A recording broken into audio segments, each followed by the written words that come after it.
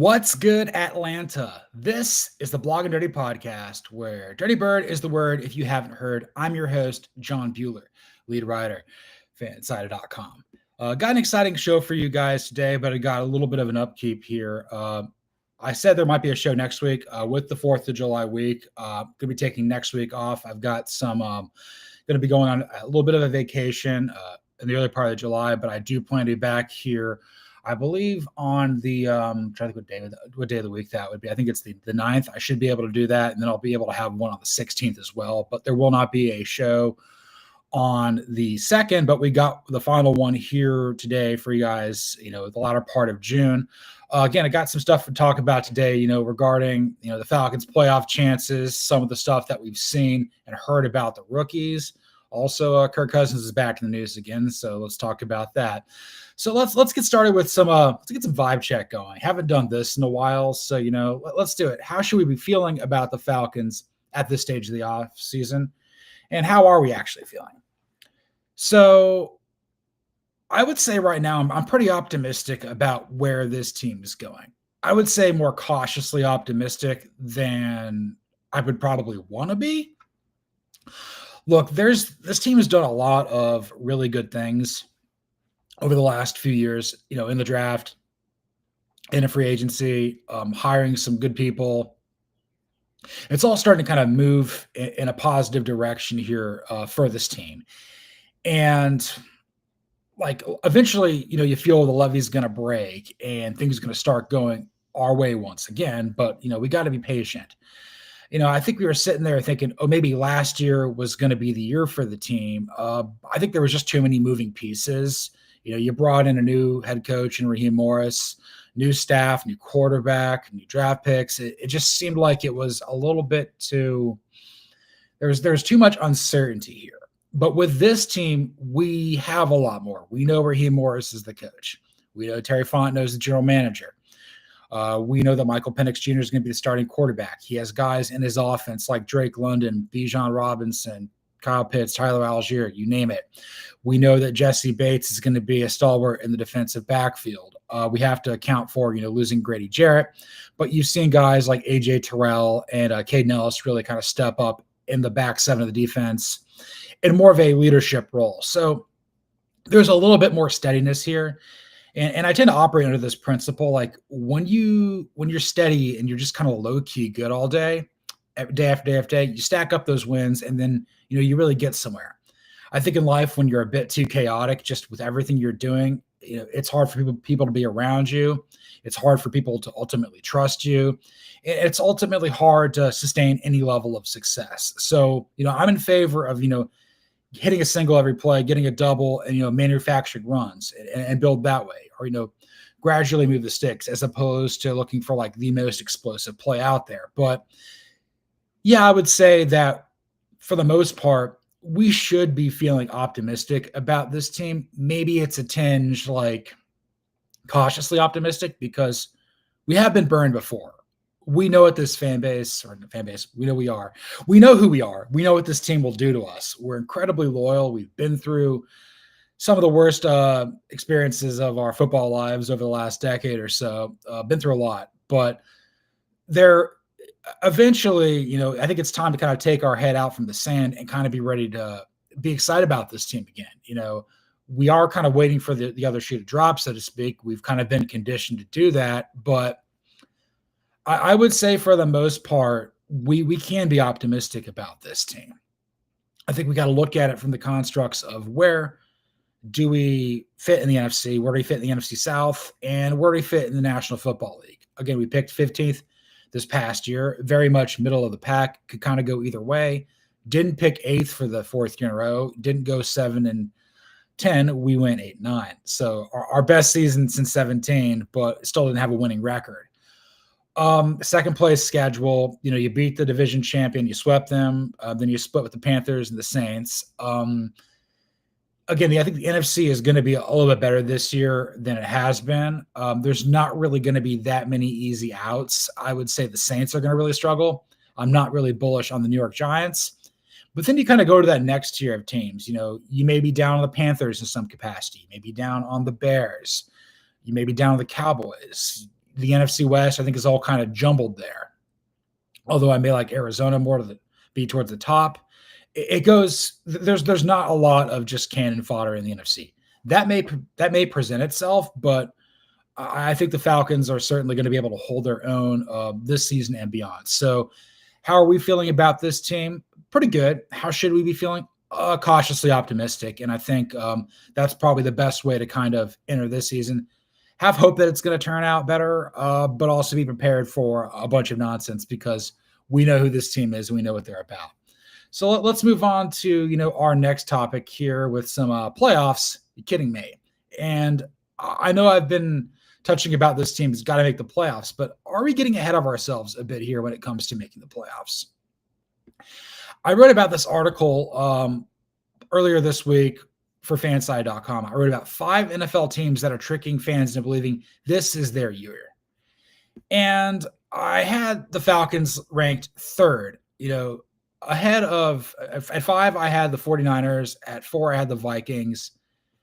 2, I had the Steelers, and 1, I had the Bears. And I look at all of those teams as playoff contenders to some degree, but they got to have more go right than wrong to get in. Again, I would say of the 14 teams who made the playoff a year ago, I'm quite down on the Steelers and the Vikings getting back. I think that the Steelers offseason has just been chaotic nonsense. I think this might be the year that they lose, more games than they win for the first time under Mike Tomlin. And I'll say this is something I came across, on social media the other day.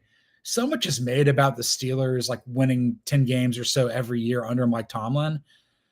I think the Colts, a team that we don't think is well run, like they've not had consecutive losing seasons in a very, very long time, probably even longer so than the Steelers.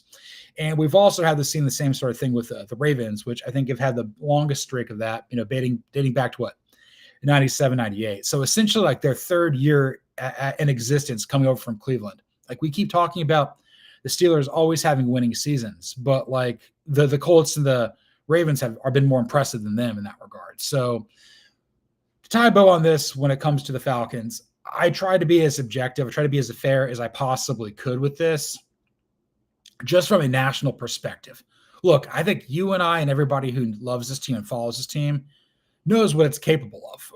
Good, bad, and ugly, and fantastic if you want to go in that other direction. But like from the outsider's perspective, I think people are like, okay, prove it to me. And I think anytime that they put the spotlight on the Falcons, we tend to come up short. And I think really what I ultimately wrote down here with regards to this is like, so much of it comes down to Michael Penix Jr., really taking flight, and the defense has to be better.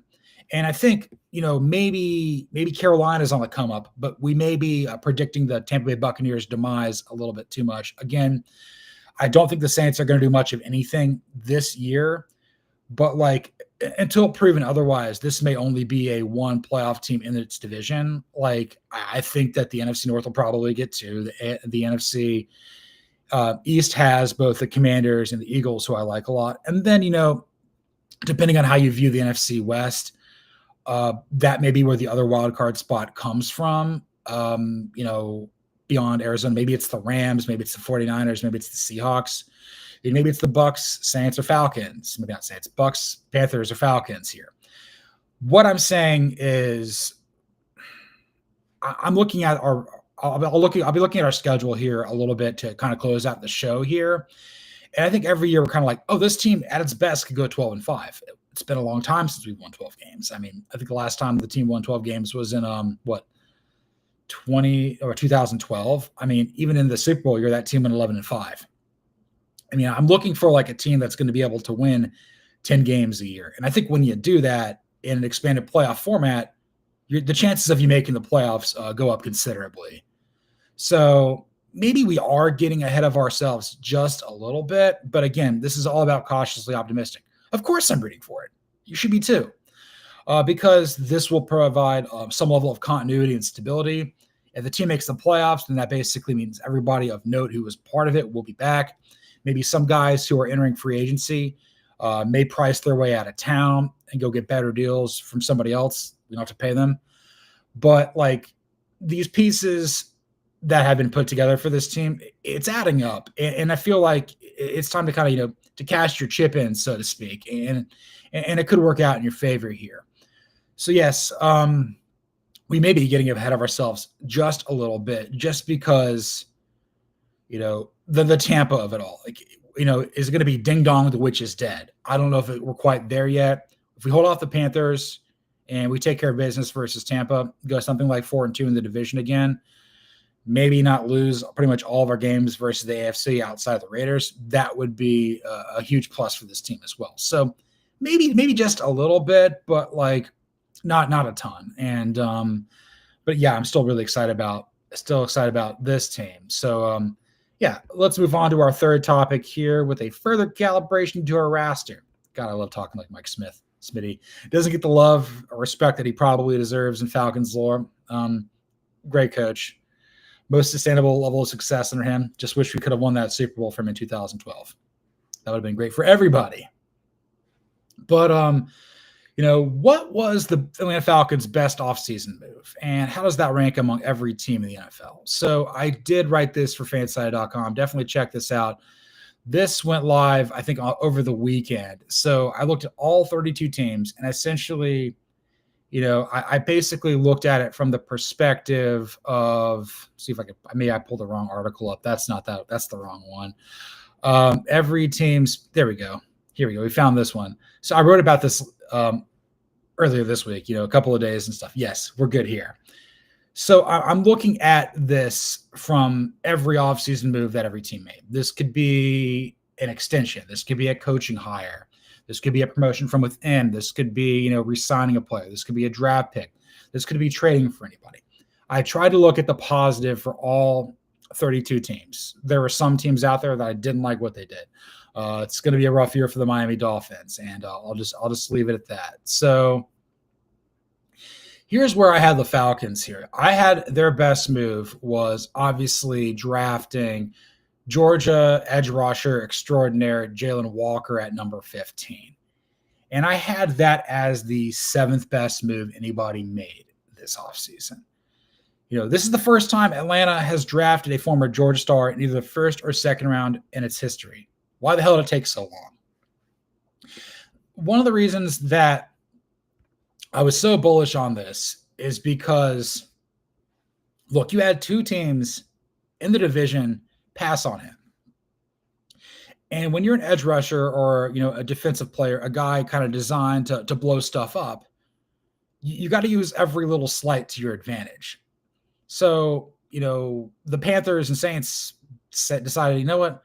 We would much rather have Ted McMillan at wide receiver and Kelvin Banks Jr., who Jalon Walker absolutely owns, protect Tyler Shuck with the Saints. Don't like that recipe for a disaster there. So you're looking at those two teams said, you know what, we're not going to take you. And then more importantly, Jalon Walker is from Salisbury, North Carolina, which is kind of essentially the greater part of Charlotte. Maybe that his hometown team passed on him. And then you go to a team like the big city in the state where you played college football at. I play with a chip on my shoulder. I would remember like those teams that passed on you, particularly those two. And everything that I've been hearing and seeing about Jalon Walker, this coaching staff loves him. They rave about him constantly. And I'll touch more on that in a minute in conjunction with James Pearce, kind of what Raheem Morris had to say about those two first-round picks. But like looking about where this ranks among the best moves made this offseason. So I'll rattle off like 10 down to 1. Definitely check out this article. So, I split this thing up into like different categories. So 10 and 9, I had these as veteran additions that could help teams make it back to the postseason. Number 10, I had the Arizona Cardinals signing edge rusher Josh Sweat, formerly of the Eagles. He reunites with Jonathan Gannon. Again, this is all shows that like the partnership with Gannon and Monty Ossenfort is working quite well for the Cardinals, and they've become my pick to win the NFC West. That could change, but pretty high on them. At 9, I loved the Dallas Cowboys trading for former Pittsburgh Steelers wide receiver George Pickens. I know people, yes, he's a Georgia guy, whatever, but like I know the town of Pickens. He was miscast as number 1 for Pittsburgh. Had people like Kenny Pickett throwing him the ball. He's going to be a number 2 for the Cowboys, playing alongside CeeDee Lamb for an offensive-minded head coach in Brian Schottenheimer, and actually have a Pro Bowl quarterback throwing him the ball in Dak Prescott. I'm a big fan of that one as well. And then at 8, the one that was just behind the Falcons, I had the New York Jets hiring, former defensive coordinator Aaron Glenn as head coach. This was in the group of the Falcons, like new additions that could lead to a brighter tomorrow almost right away. Rarely praise anything the Jets ever do, but Aaron Glenn starred there. He had earned his right to be a head coach. Well, it seems like he was Dan Campbell's right-hand man coming over from New Orleans to the Lions. I understand that Woody Johnson still owns this team, but if he has a good rapport with new general manager Darren Muji, the Jets could be quite well. And then at 6, just ahead of the Falcons, I had the Indianapolis Colts drafting Penn State Nittany Lions tight end Tyler Warren. I never praise anything Chris Ballard ever does. My big thing with him is like he can finish in second place and never win the division, never win in Jacksonville. It's okay. But Tyler Warren's an absolute animal. This guy's going to be like a better version of TJ Hawkinson for the Colts. So good for them. And then in the top 5 moves I saw in this thing were, the Titans drafting Cam Ward, the Chargers drafting Omarion Hampton, and the Giants drafting Penn State Nittany Lions linebacker Abdul Carter. Those guys are all expected to do big things right away. That's why I labeled them as draft picks who will be incredibly impactful playmakers right away. And then the 2 best moves of the offseason were all about the coaching, because coaching matters. At number 2, I had the Eagles extending head coach Nick Sirianni, and then I had the Patriots hiring former Cleveland Browns analyst Mike Vrabel as head coach. That's how the Eagles sustain success. That's how the Patriots get back to being good. Mike Vrabel, yes, I would have loved to see him coach here, but obviously the connection to Arthur Smith, the Tyler Vrabel of it all, it just wasn't in the cards. He played for New England. He knows what's going to be good there. The money may be different, but it's hard to hate those 2 moves. So I looked at this, and there's other moves out there that I liked. I liked the Bengals extending Jamar Chase and T. Higgins. I don't necessarily know if I loved the 49ers, really any moves that they did, but the Brock Purdy extension, I'm like, okay, I can get behind that. This guy played for nothing at a high level. Maybe you see what it does for him going forward. I thought the Saints hiring Kellen Moore and Doug Nussmeier, that's good for their staff as well. I'm trying to remember what I had for the Panthers.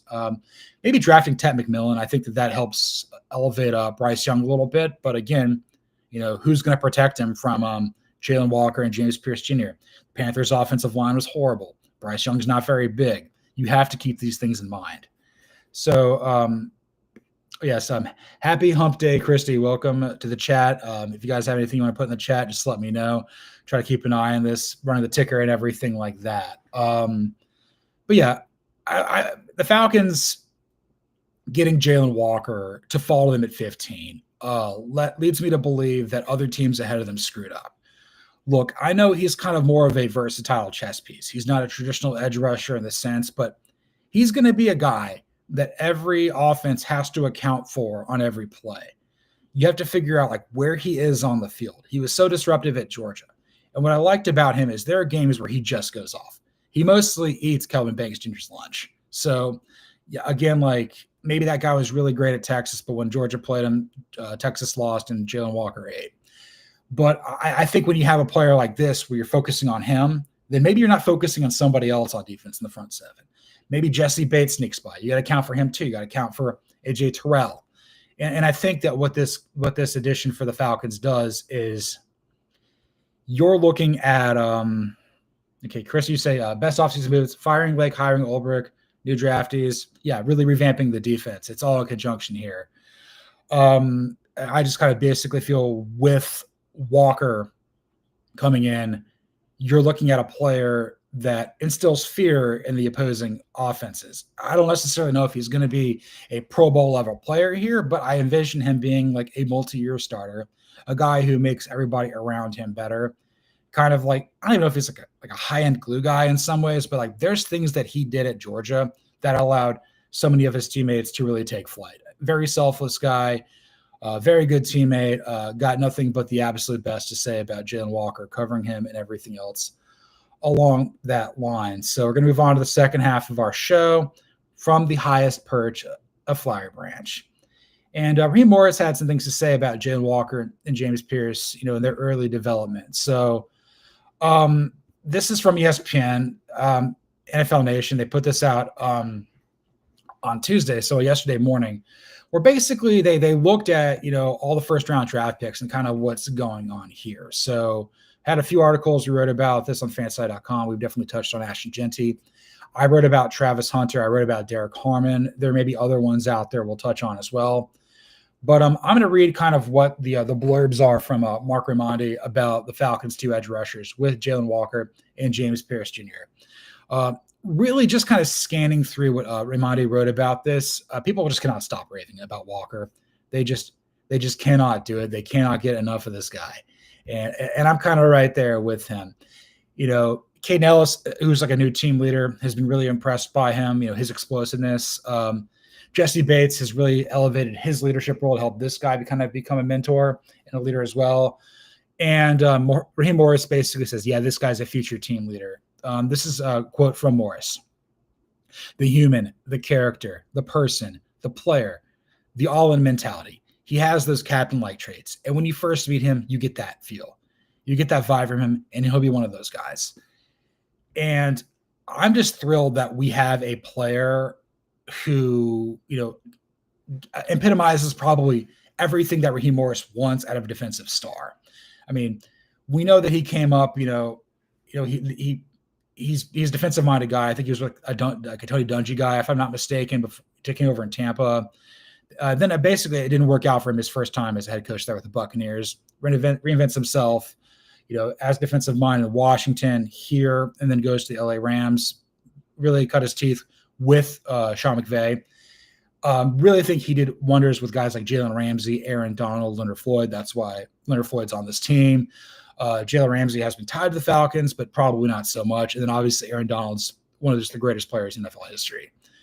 I think when you have a player who favors your side of the ball, that is just like a Captain America sort of guy, where like, yeah, he can lead us into battle. He's got everything that we want from an emotional leadership standpoint. Played in big-time games at Georgia, big-time program, got better every year, played for one of the best head coaches in Kirby Smart, probably the best college football coach out there today. It's hard to not be in favor of this. And again, like maybe we're putting Jalon Walker on this ridiculous pedestal up here. Maybe my Georgia bias is getting in the way in some capacities. But all offseason long, when I knew we had the 15th pick, I'm like, this is the guy I want. And if he's there and we don't take him, we're effing stupid. And thank goodness we're not that dumb. I don't know if he's going to be the best player in this draft, but I do feel that he will make a positive impact for this team right away. There are other players out there that got drafted. Like I said, Tyler Warren, like I have a hard time seeing him failing with the Colts, regardless of who the quarterback is. I think the opportunities ahead of Cam Ward in Nashville with the Titans, like with Brian Callahan, who I like as an offensive mind, it'll work out well for him. And then obviously Abdul Carter going to the Giants, that guy's not going to bust. I love Omarion Hampton to the Chargers. Jim Harbaugh loves to run the football. And then the Broncos passed on him in favor of Jahdae Barron. Maybe I'll give the Broncos the benefit of the doubt here, but I would have gotten Bo Nix a running back of that caliber. That's just me. Cannot stop raving about Jalon Walker. I think everybody on this team is very excited he's a part of it. And I'm going to read a bit about James Pearce Jr. coming down at 26. Again, Falcons traded up to get him in a deal with the LA Rams. And it seems as though this is a guy that Raheem Morris, again, Ramadi says, fell in love with him during the pre-draft process. And I think there's some things about James Pearce Jr. from like a physical standpoint. He's very impressive. He's 6'5", 245. It says he ran, a 4.47 40. And I think, what Jeff Ulbrich said that Pearce may be the best pure pass rusher of the draft. And again, what you have to remember about Jalon Walker is he plays all over the place. You put him at linebacker, you put him on the edge. Abdul Carter has this too. From an pure edge standpoint, you're looking at a guy like Pearce who's like, okay, Yeah, like he was just an edge rusher playing for a really, really high end defensive coordinator there at Tennessee and Tim Banks. Tim Banks may have college future, head coaching on the horizon, but I think he's in his bag in Knoxville as a part of Josh Heupel's staff. I understand that there are some character concerns. I've wondered about maturity and things like that. For a while there, I was kind of like, okay, maybe he's the next Vic Beasley. And again, that was a guy that like I was not super bullish on. Had that great year for us. So I was had a little bit of a trepidation about James Pearce Jr. and his early development here as well. Yes, we got Archangelo 80 says I got a very good feeling about James Pearce Jr. Me too. And I'm coming around on it more. And I think what we have to remember about him is like he may not be the most productive player right away. We got to allow him to like mature, find his niche here. And I think if it's a very defined role with what he needs to do here, like in certain situations, he's out there, he's getting after the passer. That's great. We put him out there on 3rd and long. Maybe he can make the plays. And again, like his role will get maybe a little bit more expansive in the years to come. Again, he is a 1st-round pick. He's under contract for 4 years. You do have the 5th-year option you could potentially use. This is more of like a medium and long-term play. And I kind of find like what you have to remember is like looking at, I know I'm all over the place. I'm kind of getting really excited about James Pearce Jr. Basically entering the pre-draft process ahead of last season. You look at any mock draft out there, like James Pearce Jr. was like a top 5 pick, top 10 pick. Everyone's like, this is just like, again, the best pure edge rusher in the draft. But also at that point, Carson Beck and Quinn Ewers were supposed to go like 1 and 2. Carson Beck didn't return to school after not getting a good draft grade, and Quinn Ewers went in the 7th round. So we got to see the whole season unfold before we really make any sort of assertions about that. But we know that the traits are there. We know that this guy played against tremendous competition in the SEC. And I think being part of a really good era of Tennessee football, like what you have to remember is prior to like Josh Heupel taking over in Knoxville, Tennessee was a train wreck. Tennessee really struggled in the years between Philip Fulmer and Josh Heupel. Like I think they won the SEC East in 2007, 2008. They didn't make a bowl game. He got let go. Lane Kiffin there in 2009 before he left after 1 year to go to USC. Then you had the Derek Dooley era. You had Butch Jones and you had Jeremy Pruitt. There were moments there under Butch Jones where it looked okay. Everything else, not so much. And then Heupel comes in, follows Danny White from UCF, have had tremendous success. Tennessee may not make the playoff this year because of Nico Iamaleava leaving and going to UCLA. And they bring in Joey Aguilar.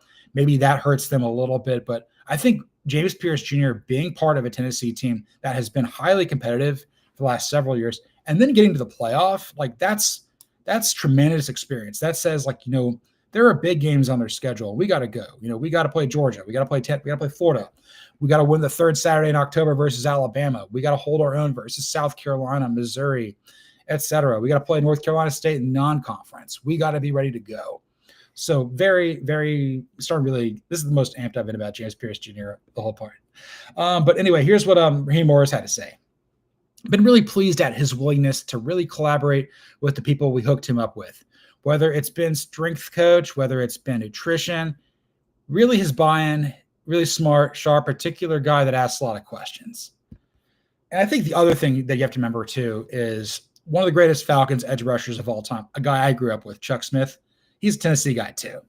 And I think that I don't know how tied into the Falcons he is, but we know he's a coach out there, kind of like an edge rushing guru of sorts. But I think that plays a part of it too. I think that's another guy that he can learn and listen to. And I think the other thing that really stands out from Raheem Morris's quote about him is, he asks a lot of questions. And I've really focused on this in my career here at Fansided.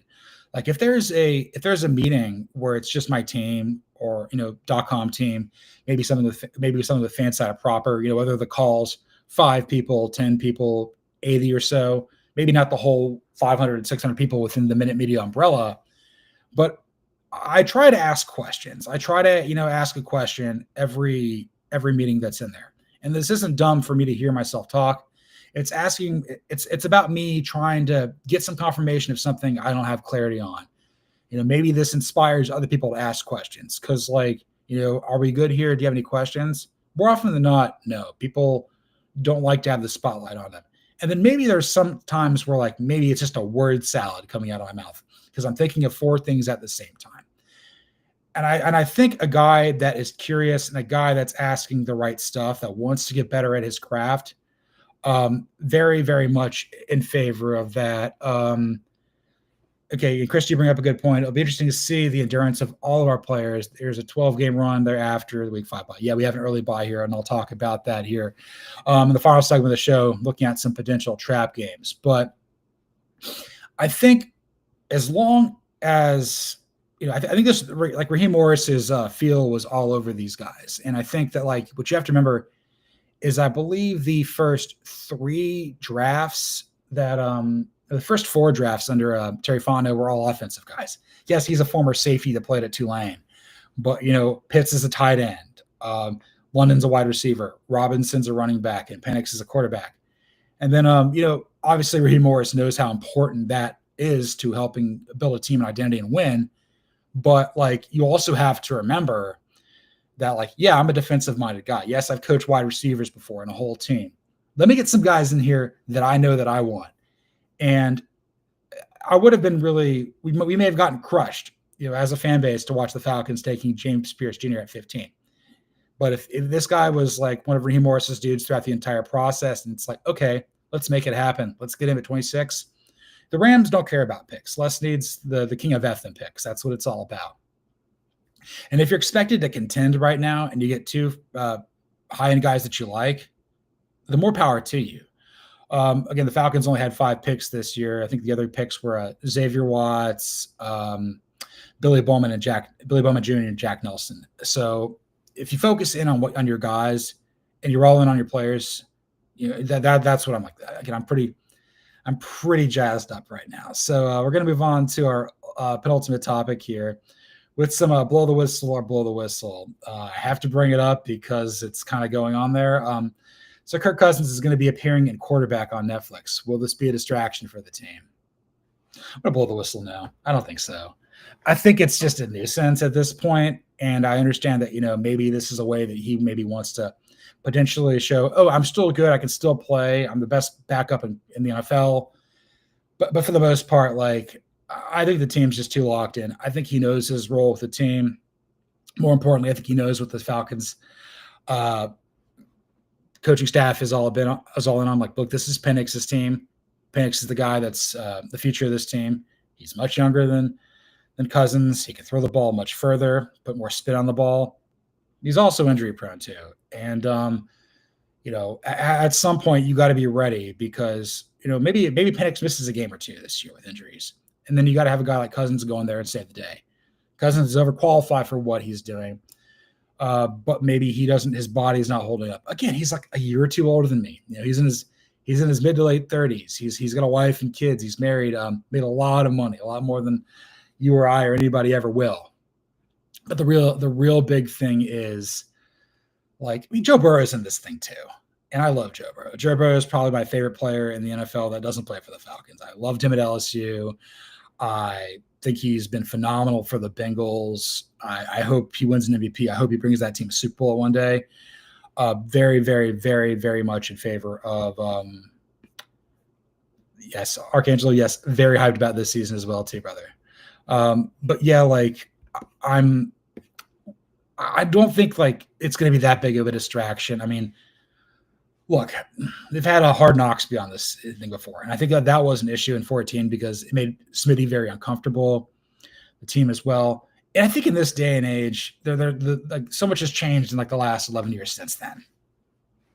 Like, social media is everywhere. There's more cameras in everyone's faces. We all have our phones all the time. A little bit desensitized to all that. And that's okay. And we're all in the world of content. I mean, Reed Hastings wants sports content, and this is a way that they can do that with Netflix or whatever's going on as well. But I think really the biggest thing here when it comes to Kirk Cousins being a part of this is like, look, this is going to be something that everybody else is going to try to shoot arrows at us. Everybody else out there is like, oh, this is a distraction. This is so bad. Like, oh my God, we got to talk about this. As opposed to focusing in on like what's really important. Like as long as Penix and the other guys are locked in, who cares? And I think, it also probably is an opportunity for Cousins to kind of potentially get ready for what comes next. I know he kind of grew up in an evangelical background. Maybe he may do something in that direction post-career. He's made a lot of money. He probably doesn't have to do a lot. But I would venture to guess that he might do media. Seems to do very well with a microphone in front of him. Again, maybe he could coach. I think he's a little bit too even though he does relate to everybody on the team as well. I just kind of feel that like maybe the grind's not really there to go do that. And that's okay. I mean, coaching's thankless, being a teacher, being a manager, it's challenging out there. I think going into media might be the direction he ultimately goes in. I mean, look at Matt Ryan. Look at how much he's flourishing working with CBS since he hung up the spikes. Maybe he could have gone into coaching. But again, when you're that level of a player, where you're a very good to Hall of Fame level player, you got to really, really, really love that, because people know about you, and it can kind of be a distraction for your players and stuff, particularly at college football. I mean, we've seen that with Deion Sanders at Colorado a little bit, Trent Dilfer at UAB. We'll see what happens with Michael Vick at Norfolk State. Sean Jackson's coaching a team. Andrew Luck's a GM. Ron Rivera's a GM. It's all over the place anyway. But yeah, I don't think this is really going to be, all that much of an issue. And Christy, you're absolutely right. When Kirk gets his arm back, we may need him in the preseason, after the bye week. Again, like 17 games, it's a long season. And I would argue that like it's going to take a total team effort. And everybody and their brother wanted us to trade Kirk Cousins. And I'm like, look, unless we're going to get something like 4th round pick or better, again, or at least the 5th round pick to counterbalance, the tampering charges, like Falcons aren't going to bite. And I think like, look, they signed him because they believed he could be a guy for them, and they drafted Penix because they believe he's the guy of the future. Why would you cash out on your investments and sell it at a loss at this point? There will come a time where maybe you do have to cut ties. Maybe you do have to make a transition or whatnot. But, I sit here, and this is ultimately where I came down to it with Cousins.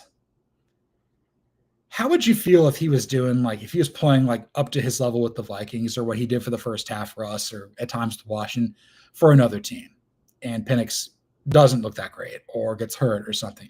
Like he's out there and he's killing it for the Steelers. You'd be like, that would stink. I know like in life when there's divorces and breakups happening, you have to assume that the other person's going to have success somewhere else. Like you have to be confident enough in yourself to know that this person's going to achieve great things too, with or without you. It can be business, it can be personal, it can be any sort of thing. But like, I don't think that the expiration date on this for the Falcons was as much as we thought it would leave to be. Again, this is a team first guy. This is a guy that was all about the team at Michigan State, Washington, Minnesota, and here as well too. I think that just he's got a high broker agent and everything like that. We know there's value there. We know that some quarterback may get hurt, and the Falcons may be able to capitalize on that and trading him at some point. But until that arrives, we can't actually go there. But we are going to go here with our final topic of the day. It's a trap game. I was writing this for fanside.com for college, just like basically looking at all of the playoff contenders trap games. What's their quintessential trap game? In the NFL, like there's more than one. Like even the Chiefs lose a couple of games every year. Same with the Eagles. We beat them last year. The worst team in the NFL is going to win games. Like 17 games is so hard. The margin of error is razor thin. If you take the best team in the NFL, which is the Eagles, and you take the worst team in the NFL, which is the Saints, and you have the Saints play at the Eagles, yes, I know the coaching staff's kind of overlapped a little bit because of Moore and Nussmeier coming down to New Orleans. The line would be like what? The Eagles minus 24. And in college football, you may see like the best team in the SEC hosting the 10th best team, and they're laying like 36. Like the margins are not that much in the NFL. That's why every game seems to be close towards the end. It's a league driven by parity, so just be prepared for that. But what are the potential trap games to be had on the Falcons schedule? So that's kind of what I'm looking at here a little bit as well. So I wish I did a little more prep with this, but I'm just going to kind of go through here, like, what is a quintessential trap game? And again, like, this is the heart of the offseason. I don't know the schedule like the back of my hand. It's a little more challenging here. I would say I'm looking at it. Basically, there's a run there from the end of October until the middle part of December where I don't think the Falcons are going to be playing all that great of teams. We're talking like hosting the Dolphins, at the Patriots, at the Colts, hosting the Panthers, at the Saints, hosting the Jets, and at the Jets, hosting the Seahawks. And then your final four gets a little more tough where you're at the Buccaneers, you're at the Cardinals, you're hosting the Rams, then you host the Saints. So, and then the first few games, so you host the Buccaneers, you're at the Vikings, you're at the Panthers, you host the Commanders, you host the Bills, and then you're at the 49ers. So I'll probably look at each of those clusters. So the first 6 games, they're the middle 7, and then the last 4. That's how we'll do this. So of their first 6 games, the one that probably feels a little bit trappy to me, I think in a way, I kind of feel that like let's say they split their first 2 games. You know, you beat the Buccaneers, you lose to the Vikings in some order. So you're 1-1. If you're 2-0, that's great. You really can't be 0-2. I think the trap in the first part of the season is either at the Panthers or hosting the Commanders. And you're like, wait, what? No, really? I think you cannot overlook the Panthers. It's particularly at that place. It doesn't matter if you won there last year. It doesn't matter if they've struggled the year before. I understand the Commanders. You're like, okay, this could be a budding rivalry between Jay Daniels and Michael Penix Jr. There could also be one between Penix and Young. So I would say the Panthers is probably the one there, depending on how you do versus the Buccaneers and Vikings. That game stands out to me, probably the most of those 6 games. I don't think we have a potential trap game this year. Our loss to Panthers trap game. Every team's got a trap game. I mean, it presents itself. That's kind of how it goes. If I look in the middle part of the schedule, I think